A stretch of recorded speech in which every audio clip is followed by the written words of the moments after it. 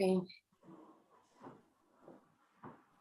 Good afternoon to all that are joining this session of the 22nd Seminar of Fiscal and Financial Economics, Public and Private Credit, National and Global Experiences in the Current Crisis. I am honored to moderate this session where the Professor Ülgen will deliver the keynote speech, Financialization and Non-Growth in Emerging Market Economies, a specific case of endogenous financial instability. So good afternoon, Mexico. Good night, France. And we have with us Professor Faruk Ülgen. Thank you for joining us, Professor. I will present him briefly. He is the head of Bachelor Distance Learning Programs and Director of International Relations of the Department of Economics at the University of Grenoble, Alpes, France. His work focuses on monetary financial economics, institutional and evolutionary theories, on financial instability and regulation, on finance and development nexus, and on the economics of organizations.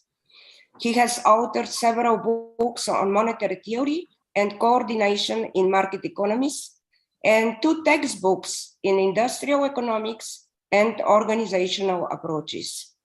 He has also contributed chapters to books and published numerous articles in academic journals on monetary economics and financial regulation.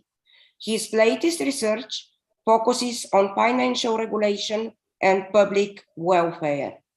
You have the floor, Professor Faruk Ülgen. Thank you, Professor Ivanova. Thank you very much for welcoming me and giving a short presentation of my bio. So I will put the document on. Is it okay? No, not yet. Yes.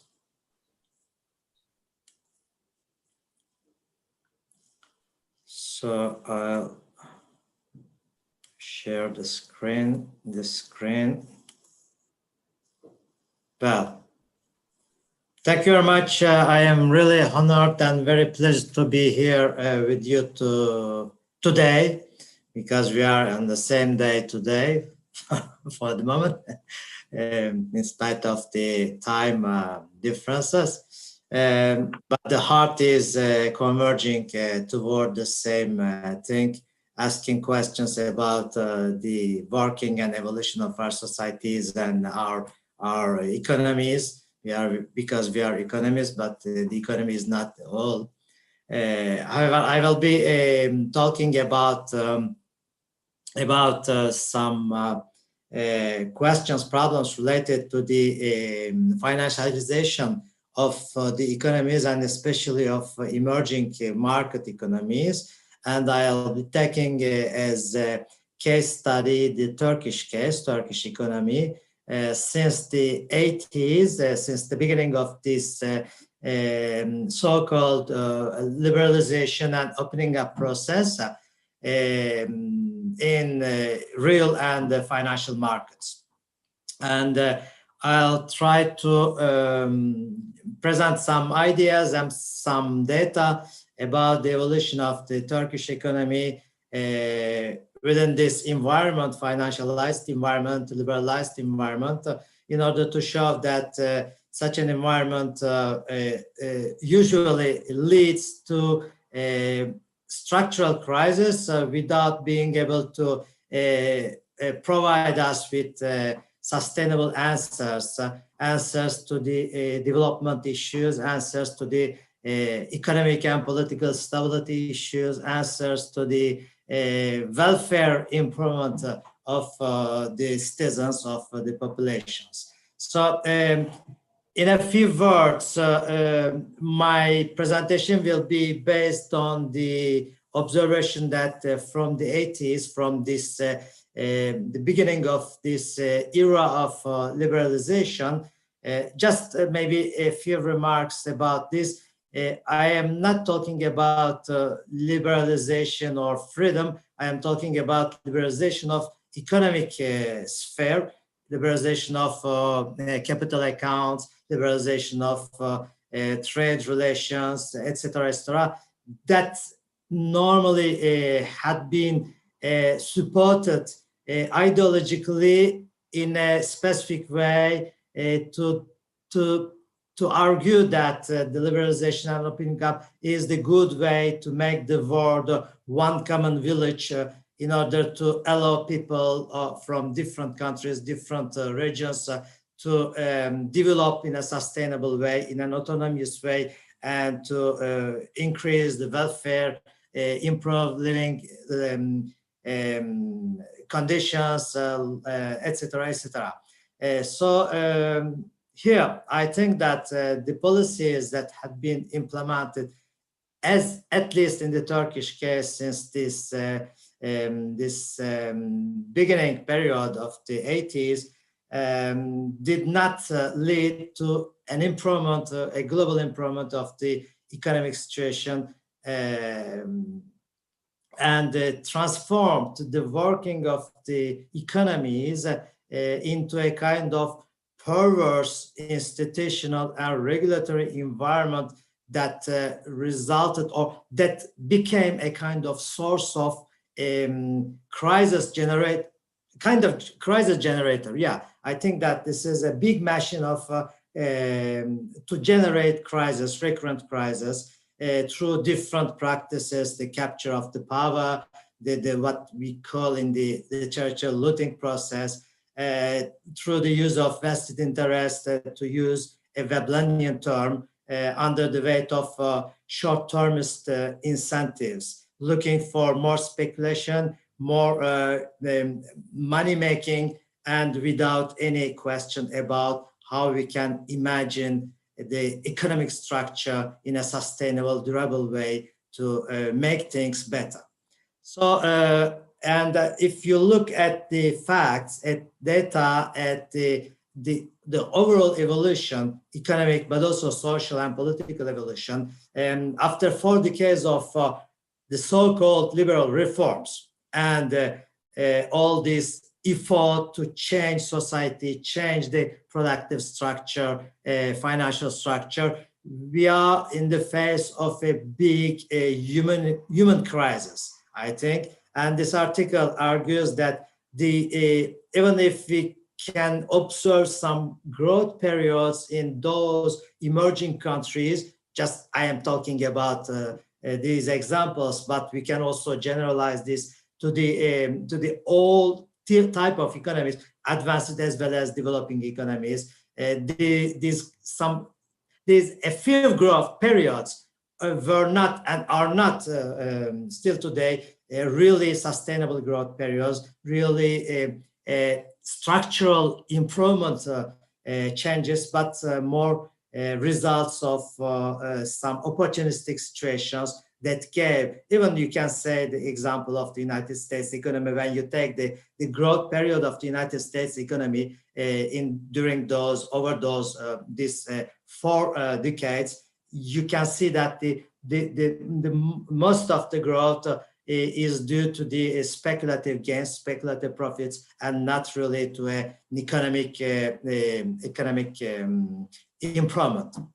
So I think that in the face of this kind of unstable and crisis-generating perspective or evolution, the only exit seems to be related to an alternative macro-stability and economic recovery framework, political framework that must reframe, reshape economic agents' behavior, just to talk in economist terms, in order to provoke a sustainable and durable human development that would be let's say supported by societal shared long-term objectives, because if we have no such objectives, we cannot imagine and frame sustainable policies, sustainable structures. So to show this, the question that I ask here is that when you take some growth periods, some very sharp increasing of GDP and different other things, could we say that the Turkish case is an economic success story? So you can find over some periods some impressive statistic with high growth rates, but those rates are not or were not really coming from a real change, a real sustainable change in economic structure.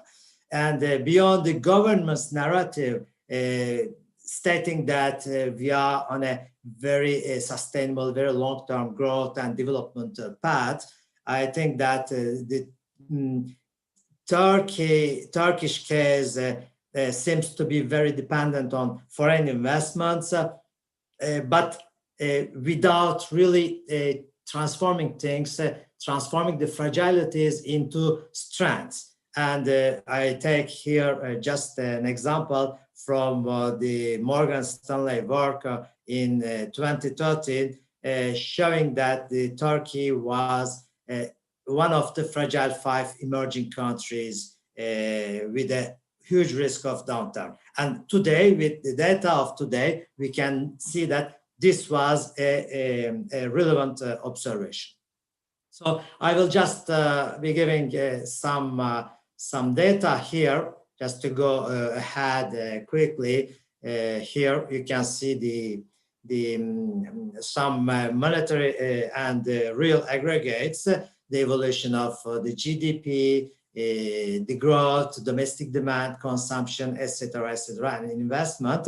So in the 2010, 20, etc., in the second decade of the 2000s, you can see the facts were not too bad, because when you see the public debt around 30-35%, it was a very good performance at that time, because don't forget the second decade of the 2000s was a very, very difficult period, because we are in the aftermath of the 2007-08 crisis. So normally the situation was very, very bad for those countries after the collapse of the international global demand addressed to those countries, as those countries are closely dependent, very dependent on the external demand.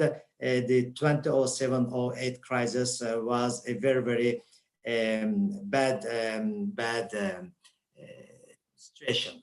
So you can see also that I will just put this thing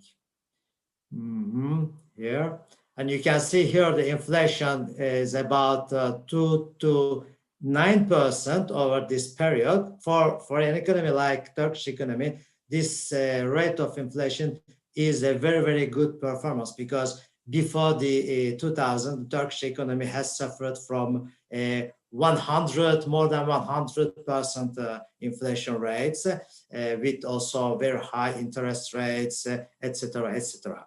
So you can see also the evolution of the trade balance, the current account, the goods balance. It was not too bad, because even before the 2000s, this balance was really in deficit.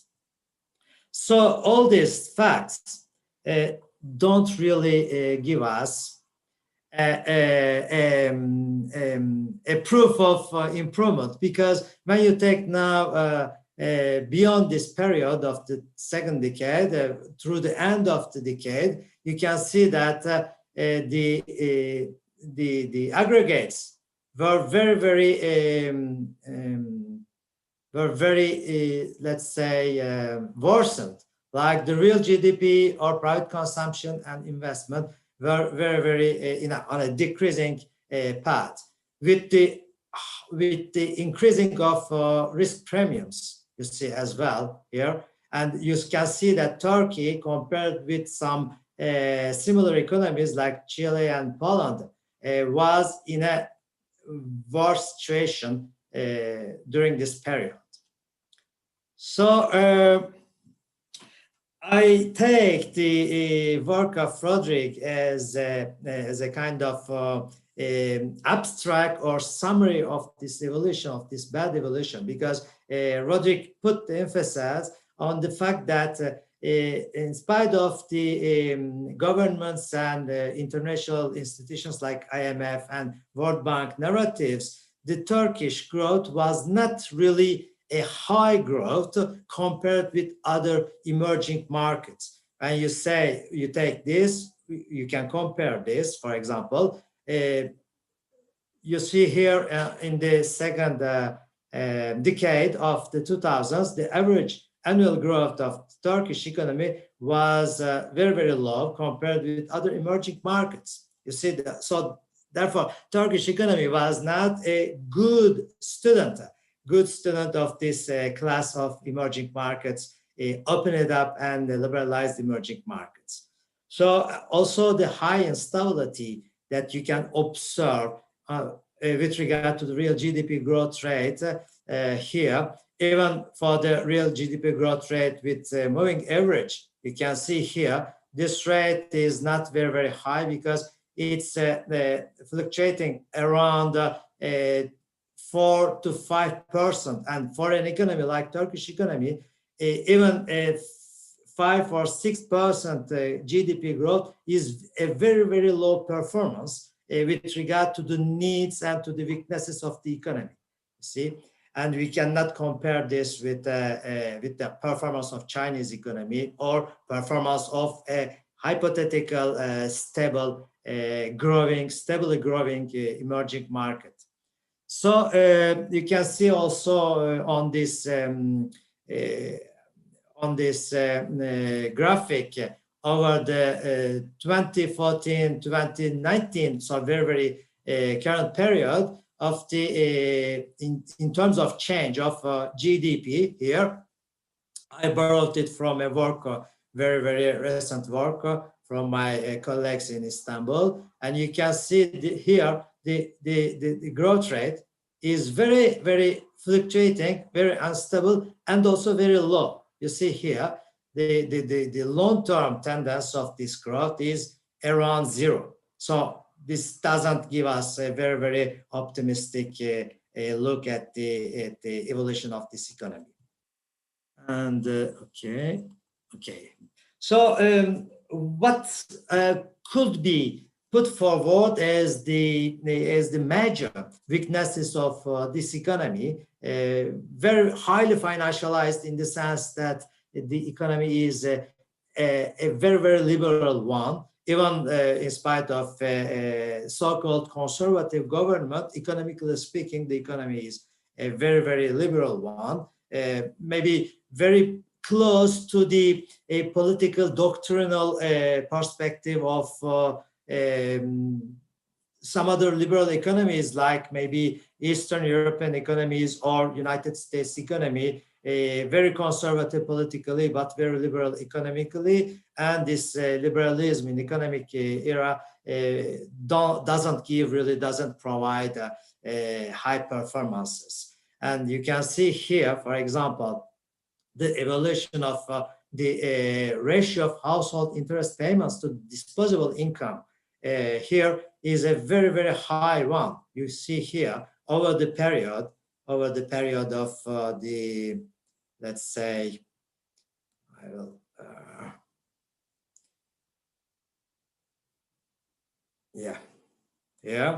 over the period of more than 1 decade here, as you can see here.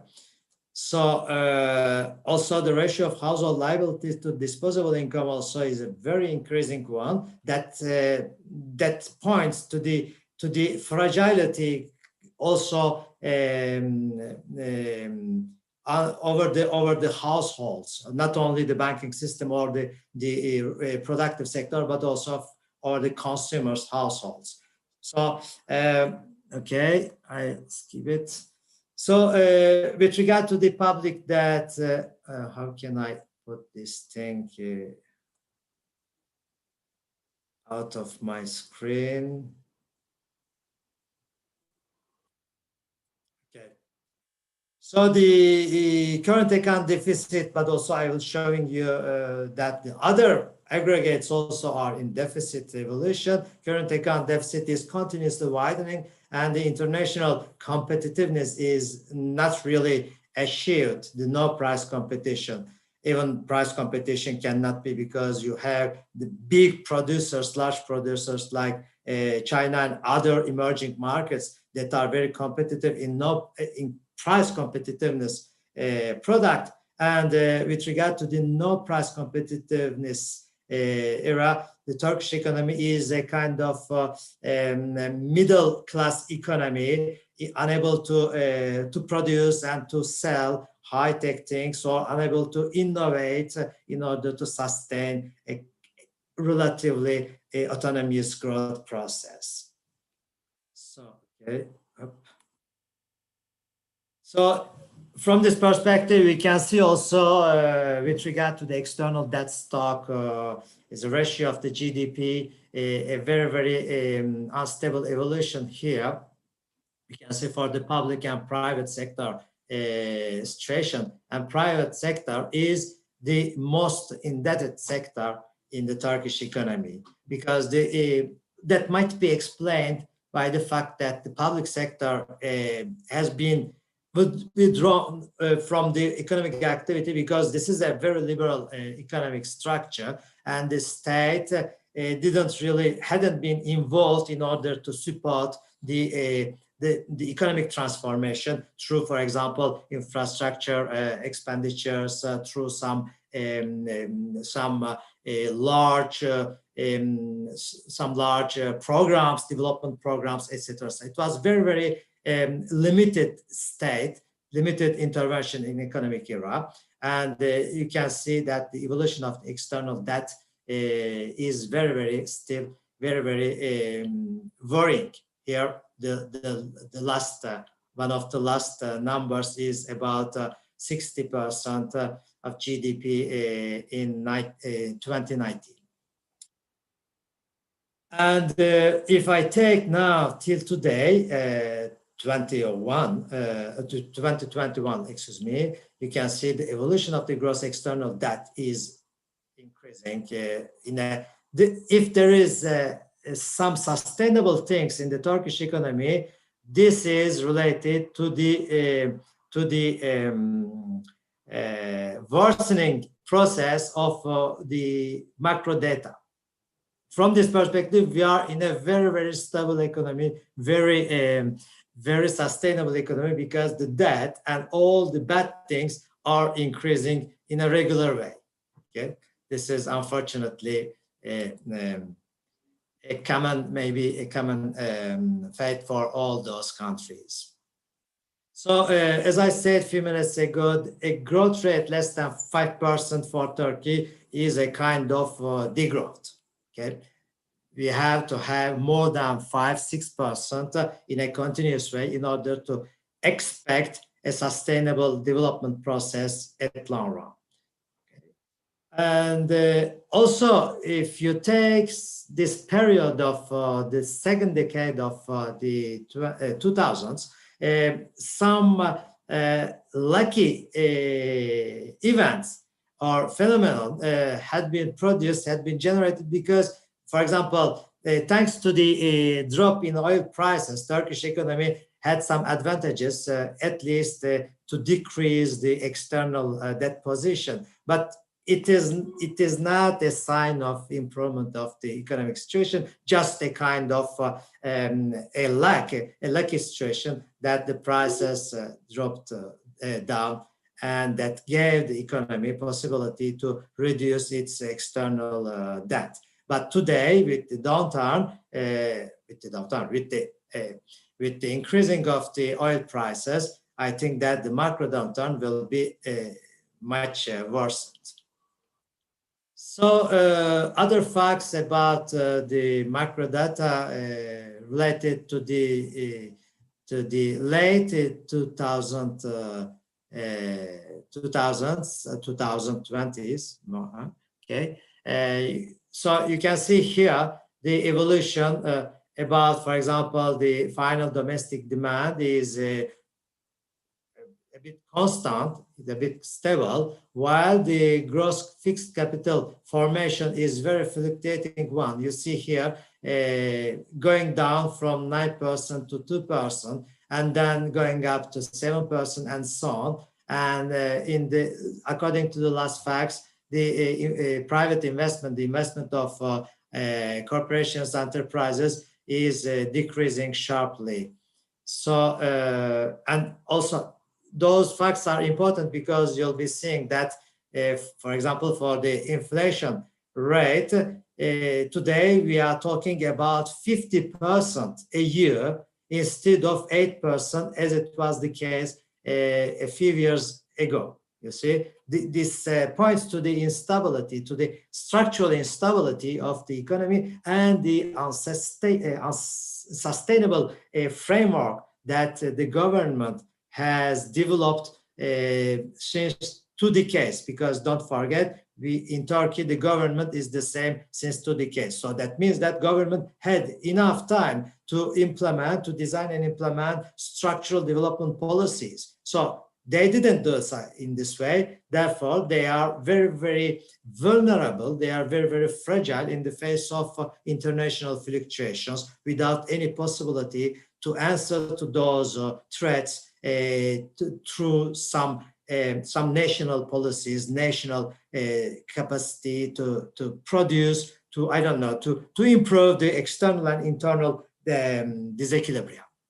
So vulnerabilities are persistent today. Here I take still the period from 2008 to 2014. You can say here.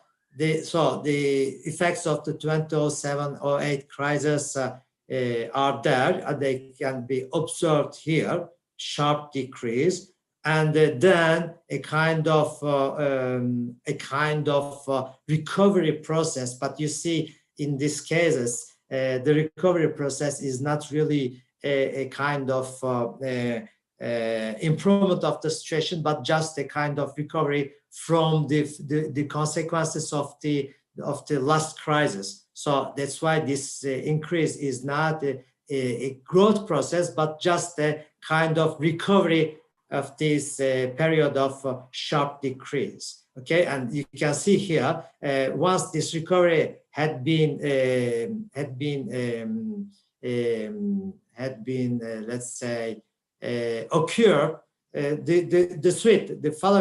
the follow-up was very, very bad, was very, very decreasing process. You can see here. And that means that after the recovery, there is no a kind of stable growth path. Okay, so I give other information about the real sector structure of in Turkey with regard to the exports and imports. And the top exports of the Turkish economy are cars, gold, trucks, vehicle parts, and jewelry. So those are not really innovation sectors, since, for example, the car industry might be an innovative industry, but it is not relying on the domestic production of innovation. It's relying on the innovation from the mother corporations, Renault, Peugeot, Ford, Opel, etc., and that are producing also in Turkey. That they have their branches in Turkey. So the car market, even if it can be seen as a possible innovation sector in Turkey, it is not the case, because just it is the production, kind of production outsourcing activity. And for the rest, you can see jewelry and gold are really specific to the countries like Turkey and India, and they are not really innovation and growth producing, generating sectors. While the imports also are interesting, because in the same sectors we have exports and imports, And you can see for the car market, for example, car industry, the imports and the exports of Turkey are just well balanced. That means that the car industry in Turkey doesn't provide country with some export surpluses. On the contrary, the deficit is real in the car market. So apart from the car market in those sectors, apart from the car market, we have no another market where we can look for innovation, look for growth routes, etc., etc. So unfortunately, the macro situation is very, very bad with regard to the domestic productive sector, but also with regard to the external position of this country. So, okay, and also the another information about the macro situation of the Turkish economy with regard to its relationships with the rest of the world. So you can see here the major countries with which the Turkey is in trade relation are from MENA, ENA, and others. So others is very, very few level, very small thing. But the MENA and ENA are the most important countries. So ENA is the European and North America, and is here. Here you can see the most important part of the Turkish economy in its external relations, but it is, you see here, it's a bit in a worsened situation because this means that the Turkish economy has less relationship with the countries where there is a kind of purchasing power, and that could generate some external demand in favor of the Turkish exportations. And also this is related to a specific policy from the Turkish government, because Turkish government played its card, its political card with the MENA countries, stating that the autonomous development process must be going through the new markets, the new countries that could be more friendly countries than the Western Europe and North American countries, etc. That was the political narrative within the country, not with external partners, because you see the populism is is a very good source of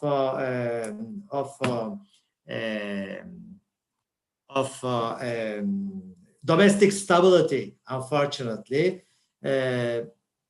So I can skip this, and here I find the third part about the great expectations that the narratives provided in the markets and also at the international arena.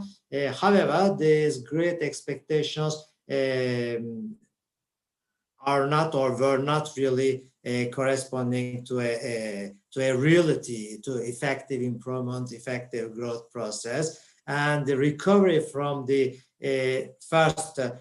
from the 2001 crisis and then from the 2007-08 crisis was very deceptive. And here I provide some factual analysis through the macro aggregates. First, with regard to the banking system that had been restructured after the 2001 crisis, which was a very, very big banking, financial, currency, and economic crisis. And even if the number of banks has been reduced and the ratio of deposits to GDP increased, and etc., you can see that the bank balance sheet GDP ratio remains one of the lowest of the Europe. That means that the bankarization of the economy is very, very low. in spite of high financialization, in the sense that the markets had been liberalized, opened up, and everything became very, very free, very liberal, etc. But there is no development behind this evolution, and also the country remains a dollarized country, in the sense that the domestic monetary payment system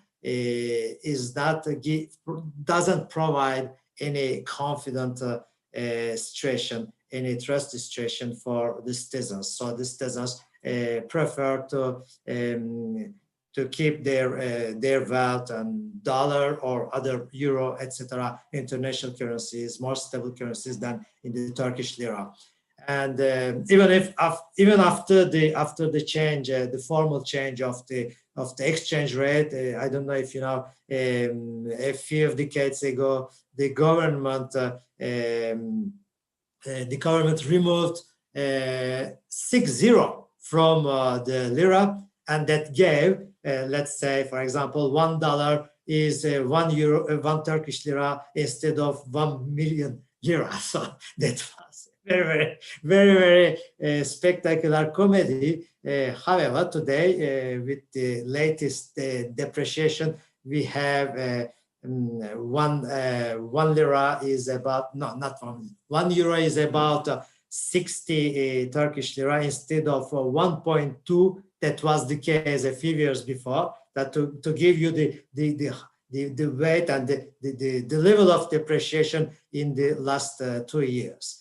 So and this was before the Ukrainian war. So to state that the current depreciation is not due to the political instabilities of our time, but it was already there 2 years before. And then I think that it will be keeping increasing more and more. So, okay. So all this, in spite of what we call the best practices in the financial management of the banking system, of the financial markets, etc. So all the things that the literature and the wisdom give us as the rules to be implemented in order to improve the situation of the economy, to strengthen the economy, etc., etc. So some lessons can be drawn from this experience, I think, and again I will be taking the Roderick's conclusions here. Roderick asserts that we can draw 2 lessons from this experience of the 2000s in a country, in an economy like Turkish economy. The first lesson is that policymakers need to guard not just against domestic shocks, but also shocks that come from financial instability, like the global financial instabilities. So it's obvious, but my question is that this statement is so obvious, too much obvious, and doesn't provide any answer about the question how to do this, how to be able to make the country less linked, more independent of the international global financial markets evolution. Okay, the first my question to the lesson of Roderick is this: since you can observe that countries like Turkey were not really involved in the global finance, the global financial markets, because the share of the Turkish financial system was really very, very low in the global financial landscape. So you cannot say that we have to prepare the economy to the global shocks, to the global financial shocks, since the economy is not within the global finance. So it doesn't make sense really. The second thing is, I will be finding this, where is it? No.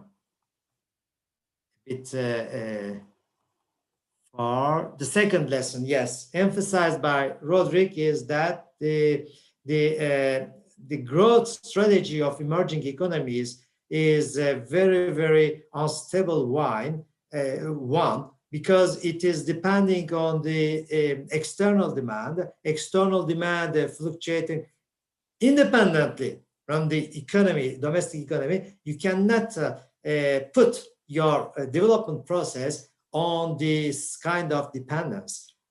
First, and second is that if your accumulation regime is integrated or linked to the global world accumulation regime, which became from the 80s a very perverse one that I call the financialized accumulation regime. In this case, you can never design and implement domestic policies to make the national domestic economic structure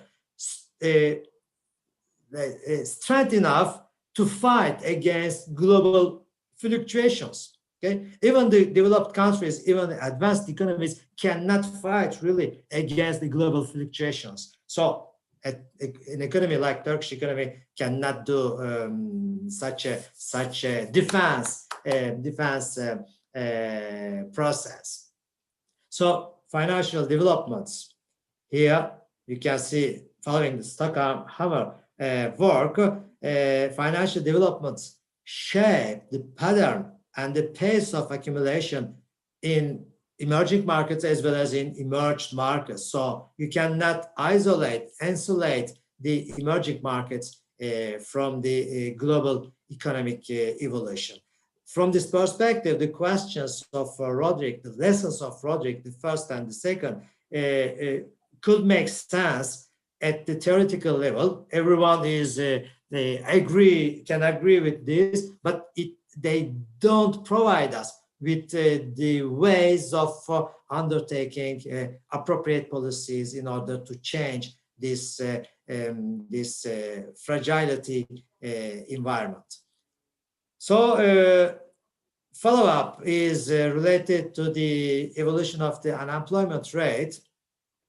So first thing is in Turkish economy, employment rate is very, very low, because the informal sector is very, very large, and so then people are not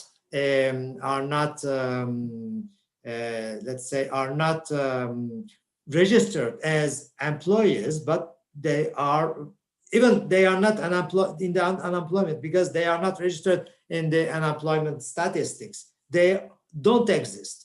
They deal with their life in an informal way. So from this perspective, you cannot see them in the statistics. I have some colleagues working and who had also worked, but working still today on this topic, looking at the evolution about the employment and unemployment rate calculus and calculations, and how the people behave with regard to the different rights and duties that they could have with the employment policies, etc., etc. So there's a kind of change, modernization of the mind of some people in the urban areas, where people try to be registered in order to the employment office in order to maybe have some access to the financial aids from government in case of crisis, etc. But this remains still very, very, very, very fragile. Fragile situation, because people can change at any moment their behavior in order to find sources, means to live normally against the recurrent crisis that the country suffers as the global economy does. So you can also take another criterion, which is the Gini coefficient.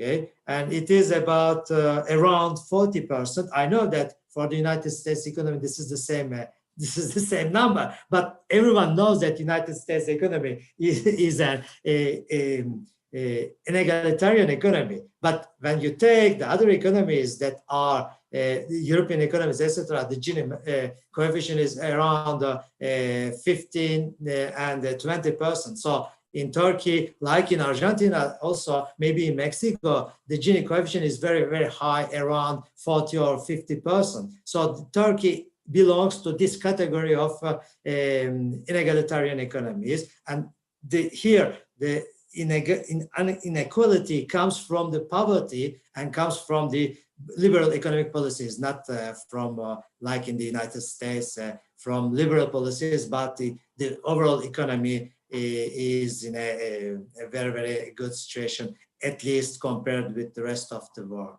So here I can quote a colleague from Turkey who states that in spite of the relatively high growth rates and substantial productivity increases in the 2000s until 2007, that means just a few years, okay, from the crisis of the 2001 to till the crisis of 2007, you have just 5 or 6 years. Okay, it's not enough to make the development process able to generate positive outcomes, in a durable way.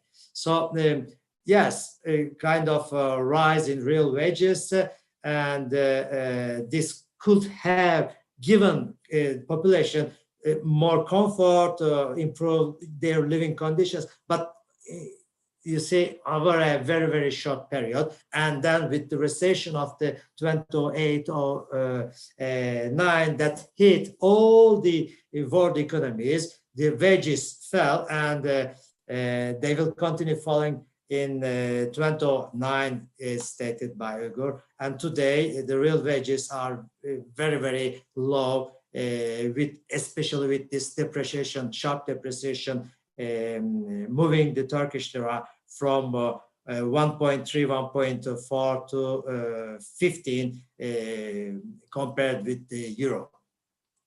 So, of course, in such an environment, the external deficit continuously rising without any exit strategy designed by the government, or without any exit possibility that could come from global opportunities, because world is in a very, very bad situation today, worsened and worsened again, and I think that nobody has any wide, clear horizon in order to be able to engage in better strategies, investments, job creation, and improvement of living conditions. So I think that Turkish economy is blocked between the worsened global environment and worsened domestic policies. So I know Turkish economy is not the only case in the world, because it is just an example to this very, very bad situation from any perspective, economic, but as well as social, political, etc., etc. So this, so some data again to show these evolutions, this development. You can see here the real GDP growth and the contributors to the GDP growth, investment, exports, and domestic demand. And you can see here in this period, in the last period, the domestic demand was the only growth route for the Turkish economy. See here, investment is not there, very, very low, okay? And net exports here, you can see very, very low or negative, and here you cannot see them, okay? So, and I will just put this here because it's hidden. Yeah, I didn't put, excuse me, the government expenditures. Okay, I skipped it. So what about after the 2007-2008 period? We can observe two things. A very high real and financial external dependence of the Turkish economy. And also, I think that at the overall social level, there is no development strategy that might be put forward in order to mobilize the population, mobilize enterprises, mobilize a financial system in order to let them contribute according to a given, let's say, work plan, work map, or future map of for future. So with regard to the monetary policies or monetary interventions of central banks, even if in Turkey legally it's said that the central bank is independent and working for monetary and financial stability, it is not true, because under this government, the president of the republic can change, can remove the governor of the central bank at any moment without any legal problem. So this makes that the government has the total control over the economic and financial decisions, not to frame them according to a given development map, development policy, but according to some day-to-day political plans, political perspectives, more populist and more opportunistic perspectives. So I think that this is a big problem when it comes to... Professor Ülgen, could you synthesize, because we're out of time? Okay, of course. I think that this is one of the big issues in Turkish economy, this lack of long-term development policies engaged government. So to go ahead to finish this through the last slides, here I take the last data about the current developments, but we can find again back old issues. There is nothing new under the sun in Turkey. Here I gave the depreciation process. You see here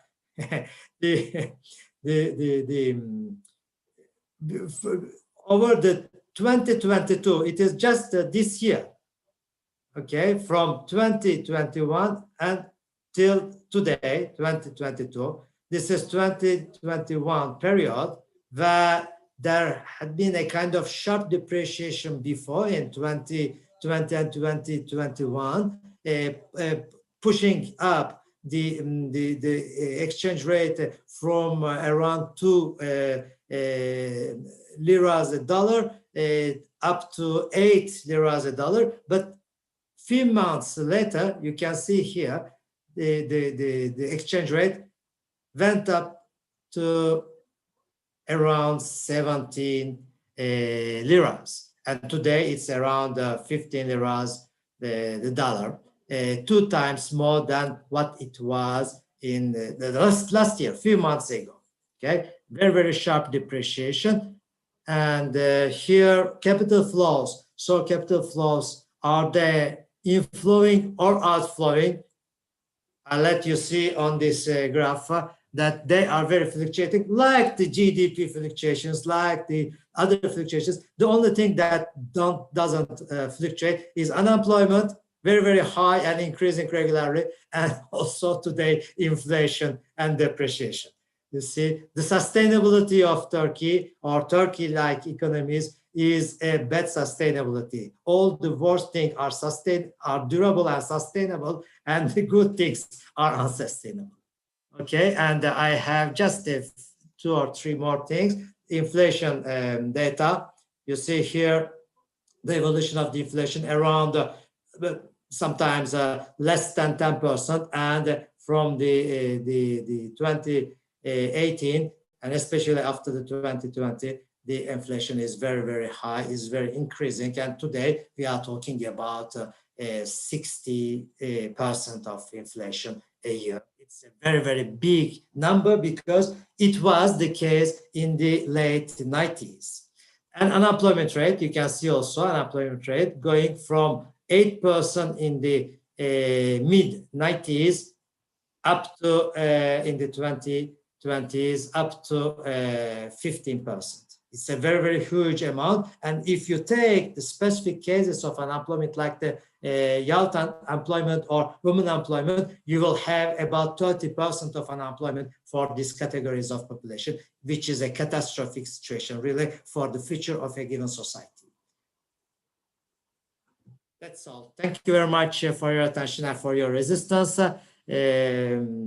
So I know. Thank you very much, Professor. Things, but I sought to at giving a very, very long-term presentation of a bad situation, but it is not bad today. It was 2 decades before, and it is always bad today. So unfortunately, at long run, there is no improvement in this kind of economy.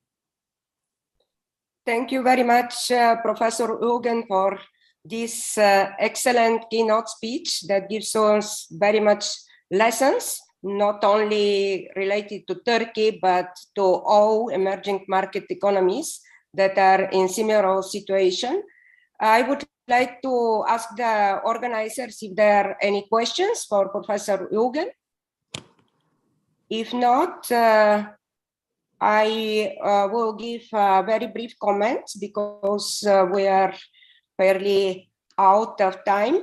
And in this sense, I would like to state that this presented analysis of the path of the Turkish economy after 3 decades of liberalization reveals that the country evolves in the current crisis with important concerns, some part of which is related to persistent structural weaknesses of an internationally integrated emerging economy.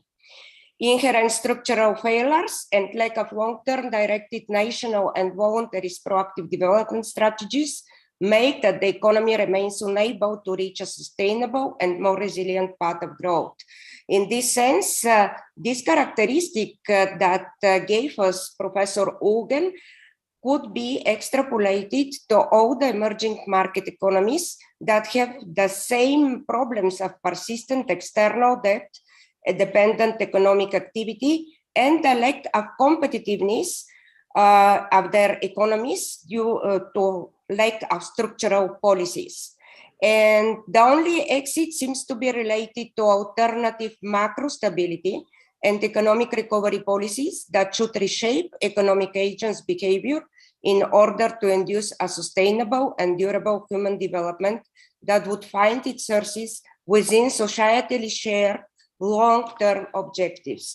In this sense, I would like also to mention the new definition in the action agenda of the United Nations Addis Ababa Conference in 2015 that is complementing the United Nations report of 2009, and it aims to address the challenge of financing to end the poverty and hunger and to achieve sustainable development in its 3 dimensions through promoting inclusive economic growth, protecting the environment, and promoting social inclusion. In these new times of pandemics, of COVID-19, and also of the recent conflict between Russia and Ukraine, many of these trends are more pronounced. And also we can track new trends, some of which I will present. We have tracked them during the elaboration of the 6th assessment reform of the IPCC. And the first one are the underdeveloped capital markets in the emerging economies. They were underdeveloped in the times of 2008-09 crisis. But now this underdevelopment is more pronounced. There are large currency political governments and other risks for cross-border private flows. And the case for efficient financial markets in developing countries is even worse. This happens because of weaker financial institutions, heightened credit rationing behavior, high risk aversion, since most developing country markets are rated, unfortunately, as junk or below investment grade, or just barely above investment grade, as for example, China. Also, we can note in the late times, since 2018, the preference for loan instruments. We can note that public funds are becoming scarcer, and the preference for loan rather than grant instrument could emerge in international cooperation, requiring robust debt sustainability analysis, as well as loan structures ensuring efficient debt restructuring and debt relief in events of extreme shocks and imminent over indebtedness and sovereign debt default. In this context, the Commonwealth Secretariat flagged that the diversification of the lender portfolio made debt restructuring more difficult with more and more heterogeneous stakeholders being involved. So that's very important, the stakeholders' behavior, as Professor Ülgen stated. This is a side effect, a stronger use of capital markets, which need to be carefully considered in the context as sovereign bond issuances also. We can see how the efficient market are transforming into adaptive market. So the financial market may follow lately the adaptive market hypothesis instead of efficient market hypothesis. For example, the UK energy system satisfied the conditions for adaptive market hypothesis that is based on evolutionary economic theory. The theory considers institutional and structural constraints, behavioral routines, and fundamental uncertainties. In this sense, the range investments policies may not be limited to providing subsidy and market mechanism for supporting a rational return, but expanded to changing agent behavior and overcoming structural constraints. This is also in the same sense, and some analysts are now introducing also the COVID-19 fear index. This is a very new index that is missing from traditional finance models. It could be used not only for COVID-19, but for other pandemic shocks or extreme event shocks, and in general, external shocks for an economy. Also, some important components to take into account are the subnational governments. It is very important to create these economy recovery policies and the endogenous financial stability creation. It is very important to make this synergy between the federal or state governments and also the subnational governments, promote inter-regional or inter-municipal collaboration in procurement, especially in emergencies. Also promote the use of electronic government tools and digital innovation to simplify, harmonize, and accelerate procurement practices at subnational level. So this will create more solid national structural policies that avoid the speculation and foster the transparency and their preparedness. To finish, because I'm 1 minute out of time, but we have to revise some classical models in the new reality. The new reality is distorting some classical models and theories. For example, the macro innovation theory is performing as non-equilibrium theory, where market choices are shaped by history and institutional forces, and the role of public policy is to intervene in processes given a specific socio-economic context to foster a better outcome or new economic trajectory. And here are involved the agents, the economic agents.